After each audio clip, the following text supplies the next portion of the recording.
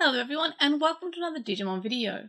This time I'm going to be numbering down my top 5 favourite villains in the Digimon anime series. So before I start, obviously these are my top 5. They will obviously most likely be different to your top 5. So of course if you have your own top 5 please let me know in the comments. But these aren't obviously the top 5 in this isn't lore. This isn't like super canon. These are just my opinions on what are the top 5 villains in the Digimon franchise and in the anime.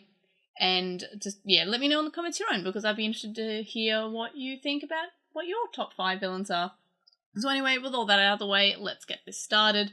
So at number 5, I have, and this is probably an unpopular opinion, and I feel like it's just me, but I honestly actually liked Yggdrasil in Digimon Savers, who was called King Drasil in the dub for the English version, which is Digimon Data Squad. And this is because I really appreciated the little insight that we get into Yggdrasil's opinions on humans, and we got this in the form of a clip show. And this is probably one of the best ways to use a clip show, like one of those end of season recap clip shows.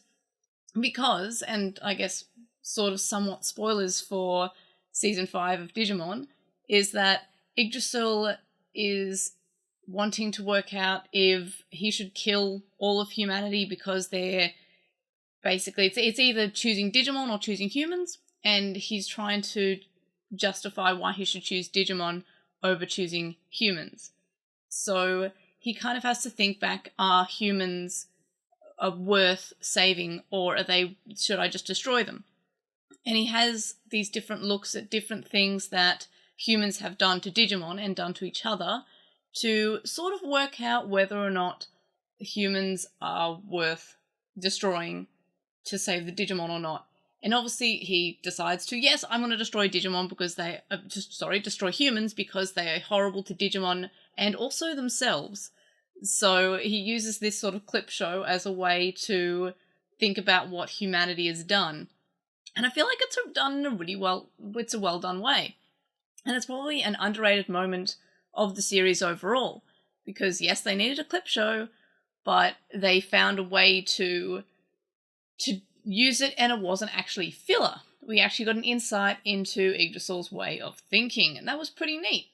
On the other hand, my favourite season of Digimon, which is Adamon, has a clip show about, I think it's episode 26, so it's about halfway through the series, and it's done actually fairly badly. I didn't like how they did the clip show. It was just like the characters just talking about things and just having clip shows of all the events leading up so far, and it was done because Adamon was moving to a more popular time slot, and there might be people jumping in and they needed to sort of know what was going on. But it just felt kind of weird just being shoved in there. And while it did have some cute moments, it wasn't as good as the clip show in Digimon Savers, which definitely felt less lazy than other series that have had clip shows before, because they actually introduced it into the plot. And that was pretty cool, and it honestly stuck with me throughout the years. It was just a nice moment, and it made Yggdrasil have a personality. It made him seem like he was he was a thoughtful creature with thoughts and emotions and had to work something out himself. And I really liked that. It really gave me a nice insight into his way of thinking. So, yeah, he's definitely up there as number 5 because I really like this moment. For number 4, probably a little bit more of a surprise one because he's not really a big bad and is actually part of a villain group, but I absolutely love Adamon and Pedaldramon. He was just so memorable for his advice, like, remember kids, brush your teeth, those sort of like cute little bits of advice. It just stuck with me, and while he wasn't like, a huge like threatening force, he was more of part of a villain group that worked for the big bad rather than any certain big bad. Like Yggdrasil was the big bad, and Pedaldramon was just sort of like a lackey with a personality in a group of villains. But he just stuck with me, and honestly, my favourite episode of Frontier is actually one of his episodes, which is the Bergamon episode. So Yay, I've got something positive to say about Frontier, which doesn't happen often, so please treasure it. Then for number 3, this is another one that's actually probably less surprising. This one's more like a bit obvious, but it's actually Puppetmon in Digimon Adventure. Again, sort of is a quote-unquote big bad, but also is part of a group. But I actually really thought that he was probably one of the scariest of the Dark Masters, along there with Pedaldramon. And despite his death being fairly anticlimactic, it just sort of shows there's like, how come, what do these humans have that I don't have? And the answer is friends, and he gets like frozen to death by Pedaldramon, with Yamato being edgy or something. It was a fairly anticlimactic death. He didn't just sort of die in like this huge battle, he just sort of died off, like, and only one character witnessed it, and I don't think they ever mentioned it to the other characters, but they just assumed it because the Infinity Mountain, or no, Spiral Mountain, was losing the part of it that was the Wind Guardian part or something. Anyway, so Puppetmon felt so threatening and so creepy, and while all the Dark Masters were threatening in their own ways, you know, Metal Seadramon, giant sea serpent, Machine Dramon, giant robot dragon thing, and obviously Piedmon, Uncanny Valley, adult-sized human. They're all scary and threatening in their own ways, but Puppetmon was able to be as threatening while actually being the same height as the children, just about. Like, he was around Takeru's size, so he was about the size of an 8-year-old boy, but he managed to be so threatening. So he was somehow more terrifying than a robotic dinosaur trying to nuke the kids with his army. He just was kind of threatening. And he also pulled a gun at an 8-year-old, and that is fairly scary. At least it was removed in the English dub, and they just had him scratching his wood. Like, it was like scratching his poison oak, I think they called it.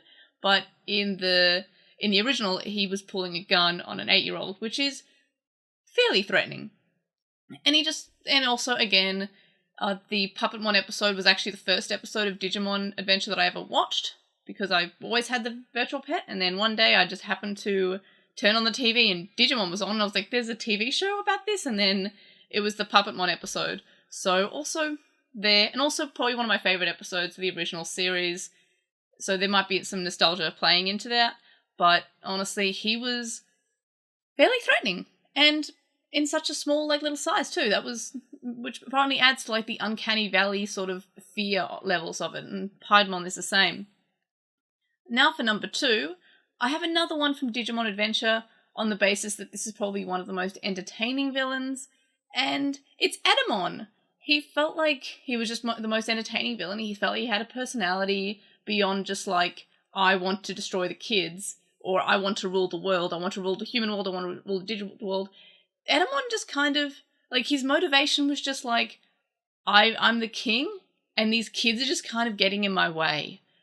Like, he didn't really have any, like, super big bad motivation. Like, he didn't want to just, you know, destroy the world or rule the world or anything. He wanted to rule the world, but he just sort of wanted to be the king. And the kids were just kind of harshing his vibe there. And that was his motivation, and it was super entertaining. He had a bunch of Gazimon, and I love Gazimon. And he also felt like a huge threat to the Chosen. Because while the previous big bad was Devimon, who was an adult level, and we'd already sort of seen adult levels. We got an adult level in episode 2, and they fought against an adult level in episode 1. And also we've already fought perfect level Digimon a few times, so Devimon being an adult level wasn't too bad. The fact that this was, again, a perfect level, but a really strong perfect level, made him seem so much more threatening than anything we'd seen before. And of course he also had an army, and he was, you know, always going through the digital world, and had Monochromon and had Gazimon, and seemed to have a lot of fans, which is also very entertaining. It just made him feel very threatening. And not only was that being because he was strong, but he also had the ability to force the partner Digimon to revert to their child stages. Which, again, this is a technique that no one else had seen prior. They would evolve and they would fight. But they couldn't really get to the fighting part, because as soon as they evolved, he would play a song and the Digimon would revert to child or would be unable to evolve. And that again made him threatening, because you couldn't evolve to fight him, you just kind of had to run away, and that was a lot of that arc. But it wasn't so much as in the Royal Knights arc of Frontier, where they're just losing again and again, we have the children escaping in different ways, usually finding their crests, or what have you, and then that was kind of cool, and again, probably the most entertaining of the bad guys, and I just kind of put him there because I like him. I think he's cool. Even though I don't think I liked him as much as a kid, I definitely appreciate him as an adult because, yeah, he's just really entertaining and threatening, which honestly makes a memorable bad guy.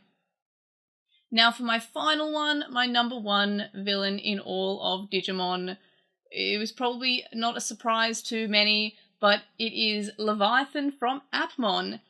And this is for a few reasons, not only because I think Adamon is probably one of the best written series of the Digimon anime, because it just has a lot going for it. I've previously done a video about why it's the best season, and I've done a whole podcast about it, and I'm honestly thinking about doing a video review series on it as well. But anyway, I like Adamon. So of course, because it's well written, we also have a well written bad guy. Digimon big bads tend to only really show up near the end of the series, so we have Puppetmon, we have Belial Vandamon in 02, we have the D-Reaper and Tamers, etc. Those sort of Digimon that they're not the bad guys in the first arc, they just hang around in the last few episodes and then are beaten in 2 episodes usually.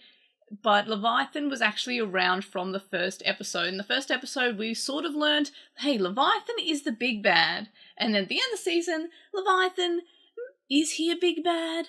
But he's still the focus villain of the series. And he's not only does he make it sort of close. I don't want to spoil that one too much because I know some people haven't seen it, but he makes his way to be close to the main character, which is Haru. And also, and this is a bit that's sort of explained later on, the existence of Leviathan actually explains away some plot convenient things that happen. Some things that you sort of say, wow, that wouldn't really happen in real life, or they just stumbled upon this plot key device, this plot device sort of key thing. No, it was actually all Leviathan's plan. Leviathan would plant things, or he would make things happen so the children could do certain things, because it was part of his plan. Everything was occurring because of Leviathan, and that made him sort of, he was in the whole series. He was there. He didn't just sort of go away. He didn't appear at the last moment. He was there from the first episode, which, well done, Digimon, for doing that from episode 1. And I know a lot of people will say that Digimon Adventure foreshadowed a Puppetmon in the first episode, and Colon also had the Great Catastrophe sort of happening from the first episode, but Leviathan was the one that felt like he existed for the whole season. We didn't just forget about him, or he wasn't just foreshadowed. It was outright stated that he was the big bad in the first season, or the first episode of the season rather, and then continued to be the big bad. There was no other, every other bad guy that appeared was a lackey of Leviathan. And similar sort of thing happens in Cross Wars. We have, the bad guy is Bagramon, and at the end of the show, the bad guy was Bagramon. And I really like when they do that, when they actually have the bad guy continue to be the bad guy. We don't have any other big bads that exist. They're all just lackeys of the big bad, which is what it should be. So anyway, those are my top 5 villains in the Digimon anime. I'm assuming that you will agree with me, or maybe disagree with me. I don't know. I'm assuming you'll have your own thoughts. But let me know in the comments if you agree with me, if you disagree with me, who are your top 5? Or are there any villains that I forgot about? Maybe I forgot about one that I would have placed maybe number 1. Maybe Leviathan's not the best written one, or maybe Leviathan's not the one I like the most. Let me know in the comments, and let me know how much you agree with my ranking here, and I will see you on the next video. Bye!